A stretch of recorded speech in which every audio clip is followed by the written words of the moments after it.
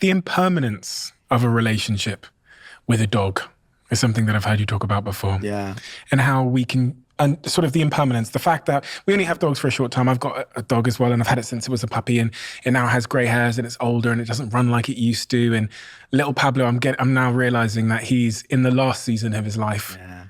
And it just makes you want to play with them more and cherish those moments more and be kinder and give them another treat. And yeah, and we're if we're honest, we're always losing everyone all the time. Like, and that's why to love anything is insane, right? Because to love anything is to expose yourself to the inevitability of losing it. And I learned that as a hospice volunteer for many years. And I've learned that as a human being. And I've learned that as a divorce lawyer.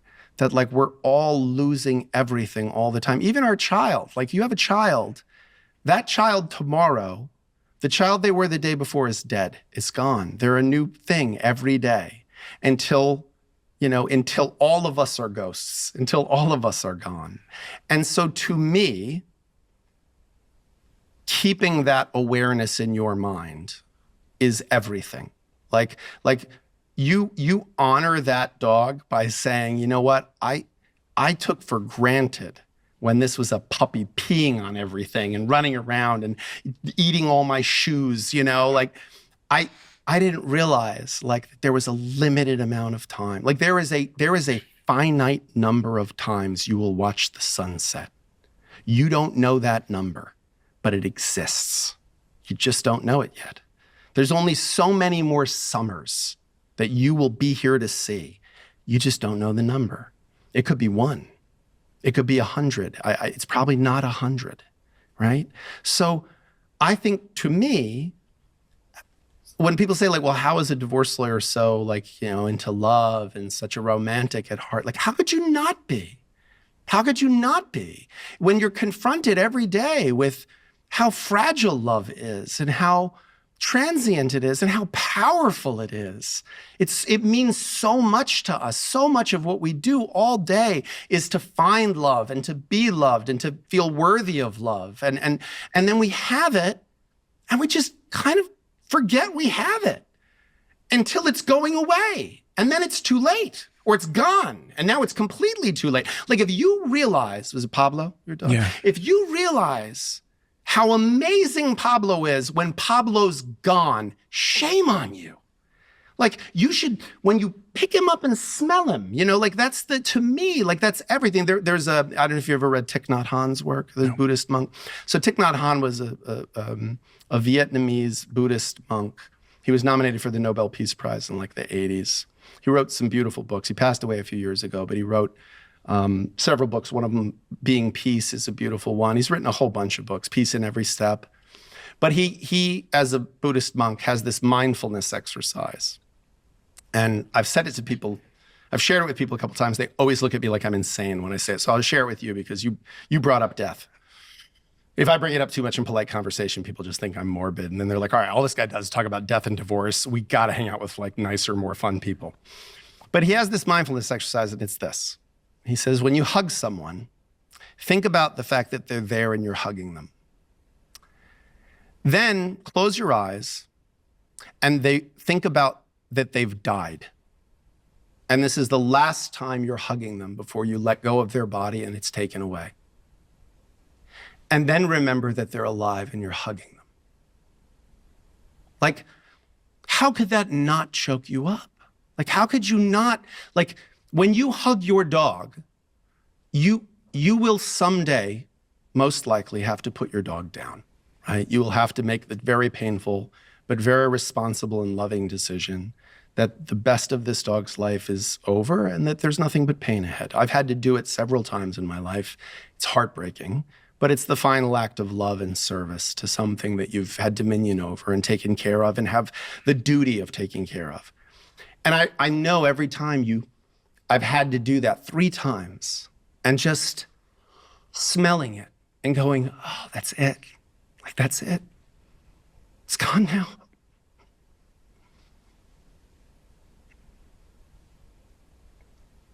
And the memory of that scent it'll fade.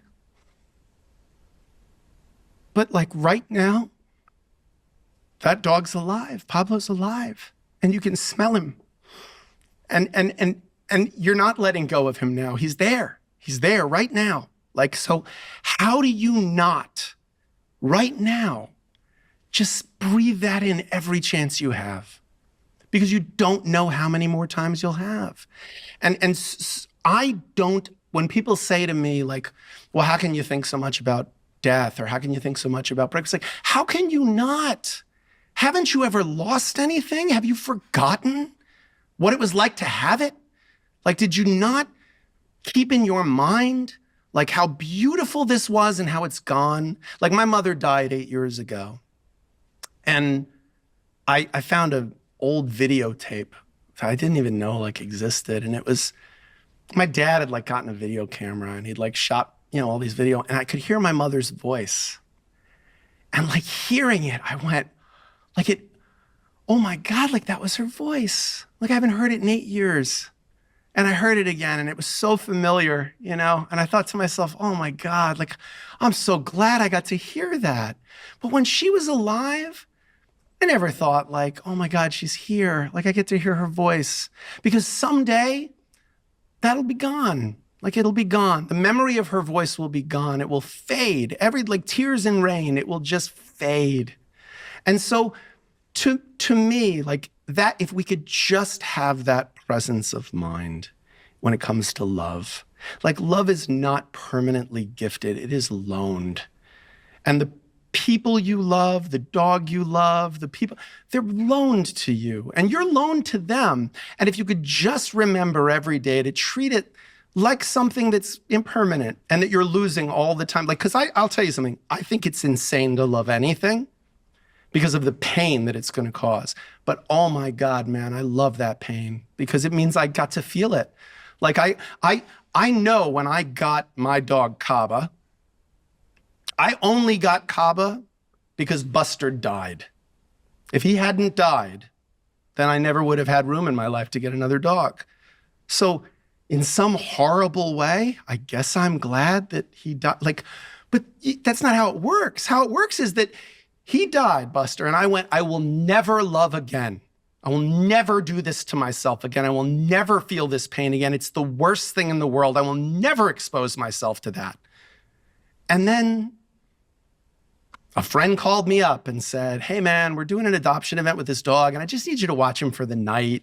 He's a puppy, he's got mange, he's a little goofy thing, but like, I just need you to watch him for the night. And I was like, yeah, you know what? I don't have the kids this weekend. Like I'll watch a dog for a night. And then you fell in love. Brings this stupid dog, this little stupid mange-ridden worms. And he walks in to my apartment and he pees immediately on the floor. And I thought, oh shit, I just got a dog. I just got a dog again. I'm doing this again. And that was 13 years ago. And man, I'm so glad. Like, I'm so glad. And he'll sit there, with his little gray face now. And he'll sit there next to me and he'll look at me. He's just as crazy about me as I'm about him because he knows I saved him and I know he saved me. And he looks at me and I think to myself, oh, you're going to kill me. Like, you're going to kill me when I lose you. And it's going to happen sooner rather than later. I'm not going to have another 13 years. I'm lucky if I have another year. But man, like, I don't know. I'll do it. I'm so glad I did it. He saved you. Yeah, because he reminded me of a thing I forget, that we all forget, that I have an infinite capacity for love. No matter what I lose. Because we're just losing all of it all the time. But that's not a reason not to love. That's not a reason not to, like, it's so brave to love. And it's only brave because it's scary. Like, if you're not scared, it's not brave. It's only brave because it's terrifying. It's terrifying to know, like, this thing's gonna break my heart. And I'm gonna let it. I'm gonna let it break my heart because the joy that it's gonna give me in the interim, like, I wouldn't trade that for anything in the world. And right now, if you say to me, when Kaba passes away, will I ever do it again? I'm like, nope, absolutely not. Absolutely not. But you know what? I'm lying. I'm lying. Like I'm lying. I'll love again. I know it. I know it. And I think it's the same thing with romantic love. Our hearts get broken. We we fall apart. We break in relationship and we heal in relationship. And we recover from that breaking in relationship. And I think there's something really, really important there. You've really accomplished something. You're the first person who got me to cry on a podcast. It's really something to be proud of. I cry all the time, though. To answer your question, yeah, I cry constantly. For a guy who's like tattooed up and down and does Brazilian jiu-jitsu for fun, I cry constantly. Usually because something's beautiful. I think that's what moves me the most, is how beautiful it all is. Like I think this is all, it's a game we can't win, and we just keep playing it. And that's so lovely. Like, it's so brave. It's so cool that like it's all ending all the time and we just keep doing it, We just keep doing it because if there's something in our hearts that wants it, maybe that's, I don't know. Like, I'm not a religious person, but maybe that's some insight into the nature of God, that like we come from something and we disconnect and then we spend all our life trying to reconnect to something.